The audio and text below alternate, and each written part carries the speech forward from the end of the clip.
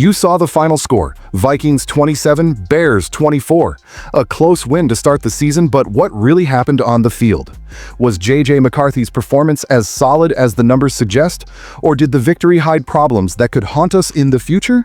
Let's break down every play and statistic to reveal why McCarthy, even with fewer yards than Caleb Williams, was the most efficient and decisive quarterback, and how players like Aaron Jones and Jordan Mason also impacted the offense's performance. Stay tuned, because this analysis will give you detailed insights into our offense's performance against the Bears. Let's start by dissecting the passing game to understand where the battle was won. Look here on the left side of the table, on the line of quarterback J.J. McCarthy of the Vikings.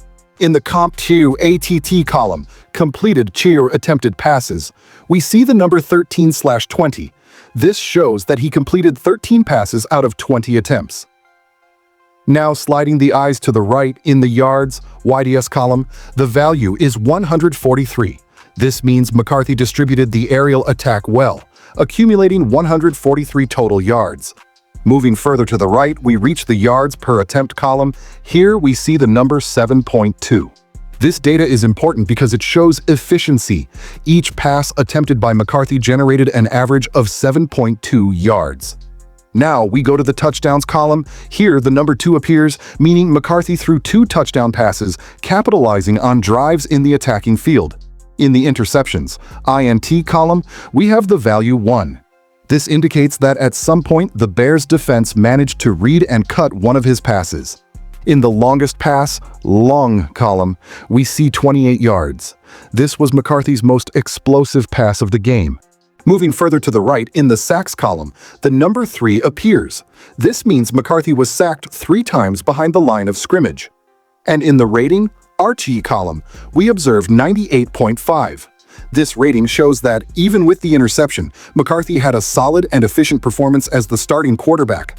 In the YDS column, Williams totaled 210 yards more than McCarthy, but when we look at the YPA column, we see only 6.0, much lower than McCarthy's 7.2.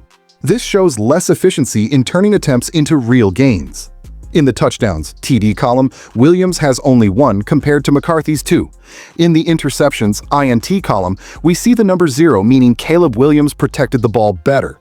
And in the rating, RTG, the final value was 86.6, lower than the 98.5 of the Vikings quarterback. These numbers clearly show the style of play the Vikings built with McCarthy in his regular season debut. Even with fewer attempts than Caleb Williams, McCarthy was more efficient. 7.2 yards per attempt against his rival's 6.0. This indicates that the Vikings offense managed to produce more consistent plays on each pass, making better use of the space between the linebackers and the Bears' secondary. McCarthy's 2 touchdowns, TD, show that he was able to turn drives into points, while Williams needed more passes and more total yards for only 1 touchdown. This reflects superior execution in decisive red zone moments. The point of concern was the interception he suffered. This suggests that McCarthy still needs to work on recognizing defensive coverage, possibly against disguised blitzes or rotation from the Bears' secondary. The 3 sacks he took reveal a challenge for the Vikings' offensive line. This indicates that on some plays, the pocket collapsed before McCarthy had time to release the ball, something that can be adjusted with extra protection using running backs or quick pass formations. As for Caleb Williams, although he threw for more total yards, he had to take more risks, 35 passes, and was not as efficient.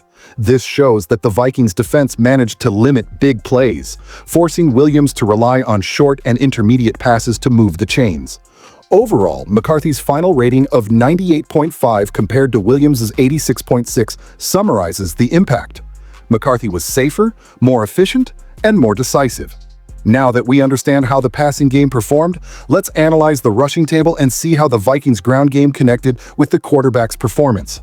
Look here at the top of the table, on the line of quarterback J.J. McCarthy.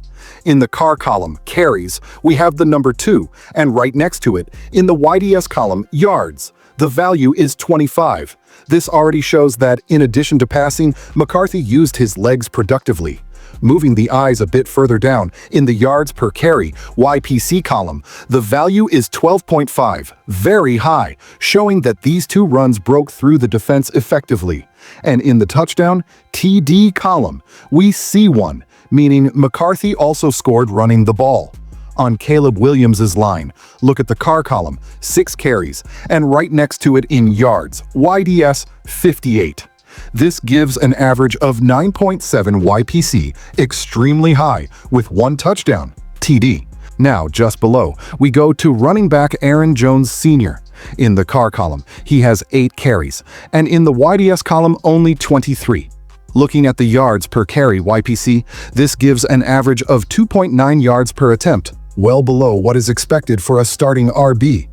In the longest run, long column, the number is 9, showing that none of his runs really opened space against the Bears' defense. Now look just below at running back Jordan Mason.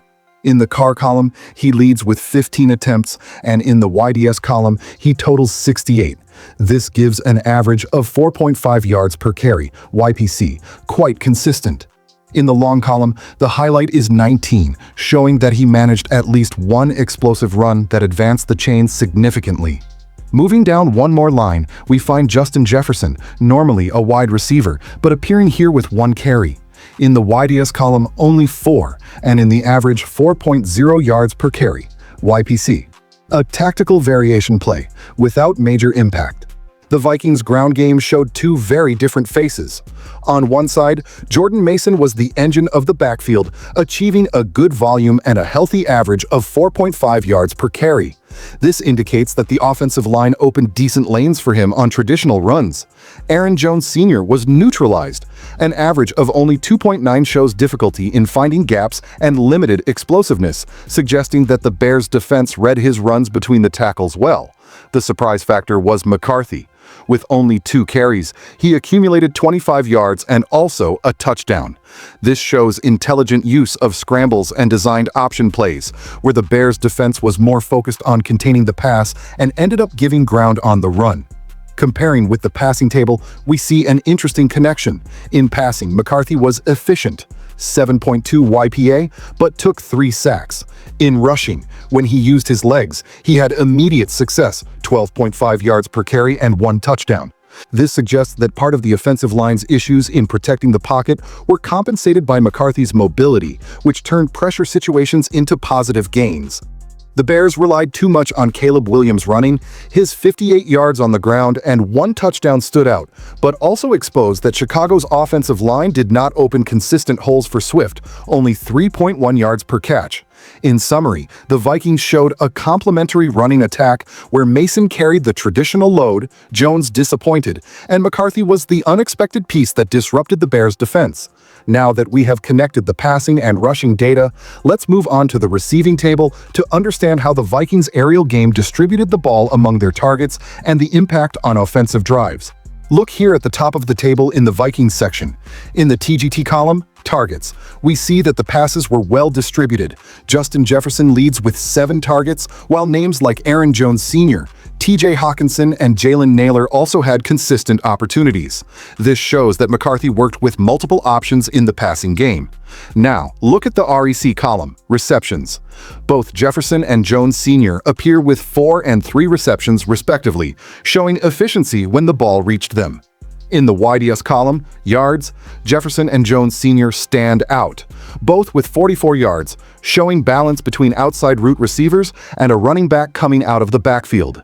In the passing game, the Vikings showed greater balance and efficiency. McCarthy distributed the reads well, with Justin Jefferson confirming his role as the main receiver, while Aaron Jones Sr. served as a dangerous outlet coming out of the backfield, even scoring a touchdown, TD. This diversity in target usage allowed Minnesota to keep the offense fluid and less predictable, securing points in crucial moments that impacted the scoreboard. When we cross-reference receiving with passing, we see that McCarthy, despite having only 143 passing yards YDS, was extremely precise. Every connection had a direct impact on the team's progress. This efficiency translated into the 27 points scored by the Vikings as 2 touchdowns, TD, came through the air in cleanly executed plays, well protected by the offensive line. Even with lower volume than Caleb Williams, McCarthy was more productive when the team needed it. In rushing, Jordan Mason's presence with 15 carries, KAR, and 68 yards, YDS, gave the Vikings offense the ability to balance the play calling. Compared to the passing performance, it is clear that the running game opened space for short passes, especially on safe routes from Hockenson and Aaron Jones. Without this ground support, the offense would have struggled to sustain long drives that resulted in points, helping control the clock against the Bears. The decisive factor came in the final quarter when the Minnesota Vikings showed real progress. It was during this period that the offense executed the right reads, converted drives into points, and changed the pace of the game. The final score of 27-24 reflects exactly this more aggressive and efficient closing stretch in which Minnesota capitalized on its opportunities, converted touchdowns, TD at key moments, and showed the maturity to secure the first win of the season. Thank you for watching and see you soon.